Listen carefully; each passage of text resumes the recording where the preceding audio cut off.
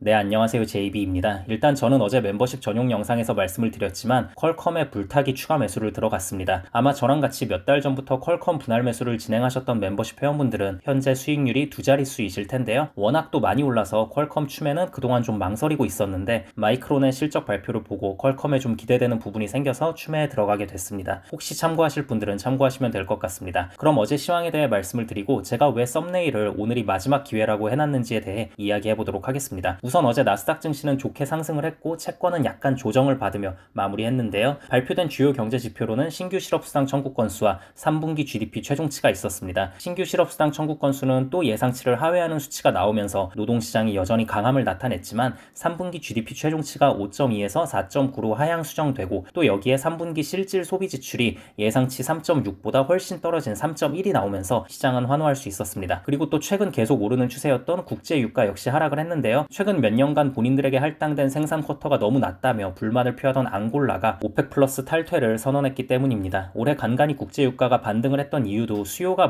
많아져서라기보다는 오펙 플러스를 이끄는 사우디가 앞장서서 억지로 공급량을 조절해가며 강제로 끌어올린 가격이었기 때문에 오펙이 이렇게 잘 뭉치지 못하는 모습을 보이면 당연히 국제 유가도 하락할 수밖에 없었습니다. 그리고 어쩌면 이번 앙골라의 탈퇴를 기점으로 사우디의 운영 방식에 불만을 갖고 있는 다른 산유국들도 탈퇴를 연이어 할 수 있을 것 같다는 생각이 듭니다. 아무튼 오펙이 힘을 잃고 붕괴되면 인플레에는 좋은 부분이기 때문에 이 부분은 잘 지켜봐야 할 것 같습니다. 자, 그리고 어제 반도체 섹터가 마이크론이 좋은 실적을 내면서 아주 크게 올랐습니다. 일단 마이크론의 매출이 7개 분기 만에 반등을 하면서 예상치를 상회했고요. EPS는 여전히 적자를 기록하긴 했지만 예상치보다 잘 나오고 적자 폭을 크게 줄인 부분이 확인이 되면서 시장에서는 매우 좋게 받아들였습니다. 그래서 마이크론과 주가 흐름이 비슷하게 흘러가는 인텔과 AMD 역시 큰 폭으로 상승을 했고요. 그리고 저는 어제 멤버십 전용 영상에서 말씀드리기도 했지만 이번 마이크론 실적에서 좀 흥미롭게 봤던 부분 중에 하나가 모바일 부문 매출이거든요. 모바일 사업 부분 매출이 전년 동기 대비 무려 97%가 증가해버리는 엄청난 성장을 보였길래 우리가 또 모바일 하면 사실 퀄컴을 빼놓을 수가 없잖아요. 그래서 이 부분 때문에 퀄컴에 불타기 추매가 들어간 부분도 있습니다. 이건 뭐 그렇게 알고 계시면 될 것 같고요. 그리고 또 어제는 중국 증시가 엄청 크게 올랐어요. 잉이 막 10%가 넘게 상승했잖아요. 이 부분에 대해서 잠깐 말씀을 드리자면 일단 그 전날에 나스닥 증시며 중국 증시며 워낙 어거지로 주가가 많이 빠진 부분이 좀 있었어요. 잘 나가다가 갑자기 장 마감 얼마 안 남겨놓고 차익 실현 매물이 쏟아지면서 빠졌었잖아요. 딱히 특별한 악재가 있었던 것도 아니었는데 그래서 이렇게 좀 어이없게 빠진 날은 그 다음날 바로 회복을 해주는 경우가 있고요. 특히 그 중에서도 중국 증시는 가뜩이나 많이 빠져있는 상황인데 거기서 또 폭락을 했던 거였기 때문에 어제 더 강하게 매수세가 들어온 것도 있습니다. 그리고 여기에 또 호재라면 호재로 작용할 수 있는 뉴스가 뭐가 있었냐면요. 미국의 대표 항공사인 보잉 관련한 소식인데 보잉이 중국에 다시 항공기를 팔게 됐다는 소식이 전해진 거예요. 중국이 원래 2019년 3월 이후부터 계속 보잉의 맥스 기종을 수입 금지시켰었거든요. 근데 몇 년 만에 다시 중국 정부의 승인을 받아서 수입이 재개된 거니까 이 부분을 보고 미중 갈등의 완화로 보는 시장의 시각도 좀 있었습니다. 네, 아무튼 오늘 금요일 장은 이번 주 중에서는 가장 중요한 날일 것 같습니다.